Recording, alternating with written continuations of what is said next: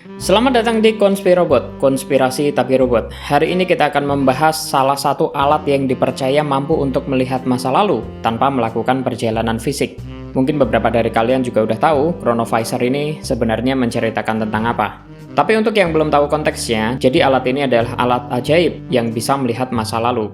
Jelas, kalau kita dengar berita semacam ini, kita akan segera mengasosiasikannya dengan berita hoax atau berita konspirasi semata.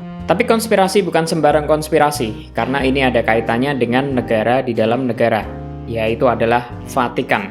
Untuk itu kita akan bahas secara langsung, kita akan gali lebih dalam mengenai Chronovisor, alat yang dipercaya mampu untuk melihat masa lalu dengan menggunakan televisi jadul.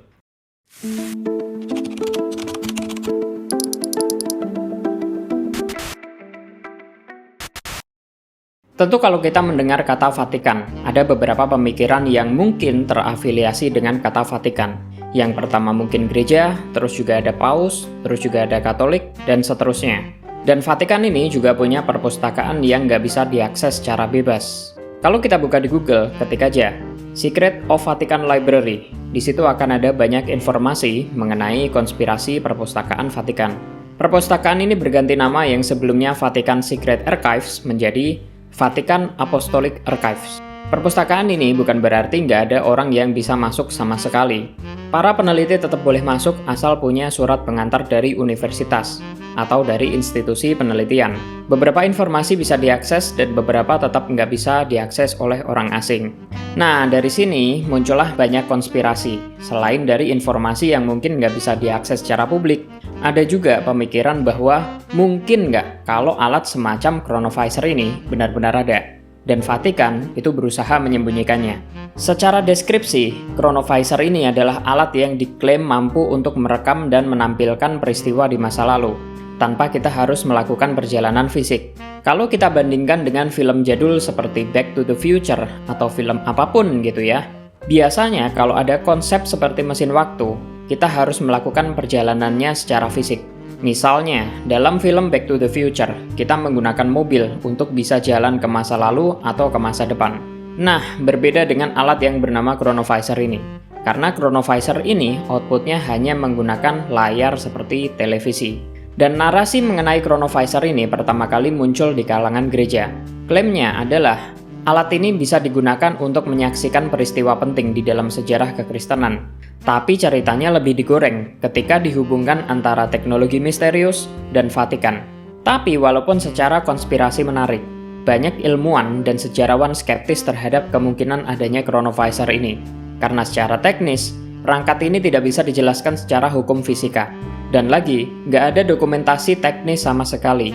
Ini justru makin memperkuat skeptisisme tentang keberadaan alat ini.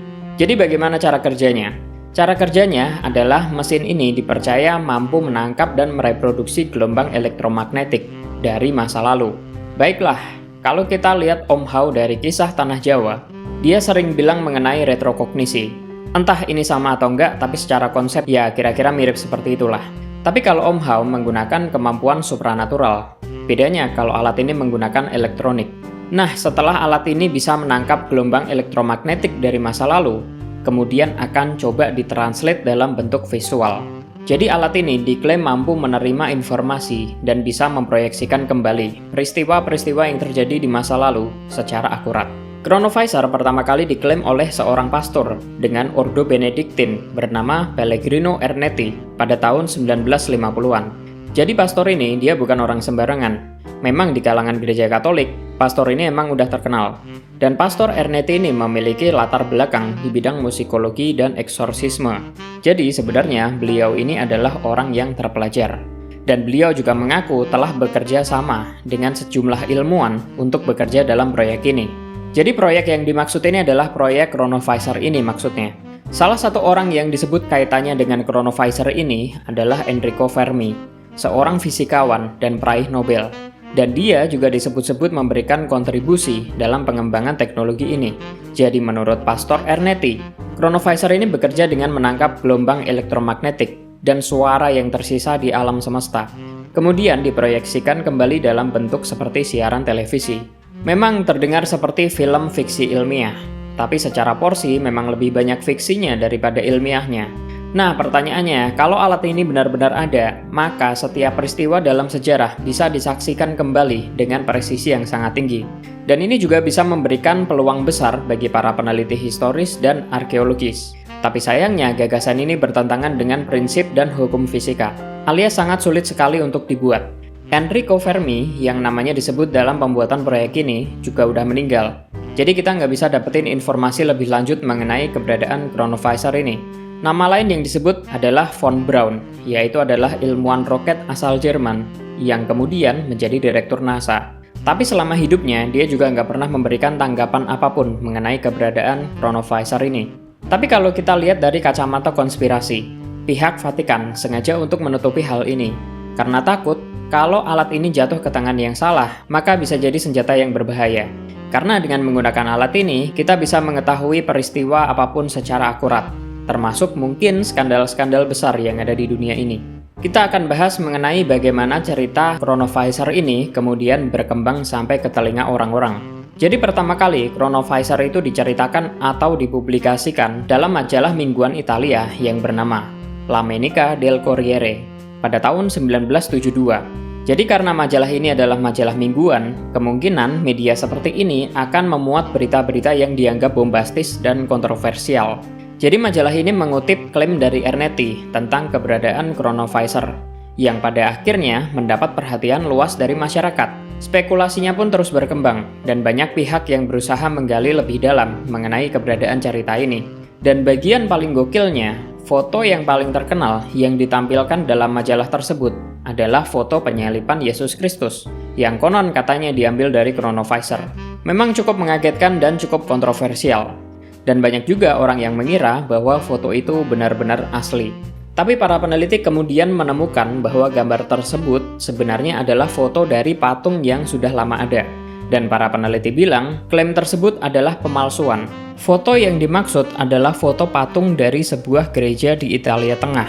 Dan yang membuat patung itu adalah Lorenzo Valera, yang mana dia adalah pematung dari Spanyol.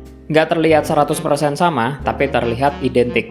Karena gambar ini diambil dari angle yang berbeda.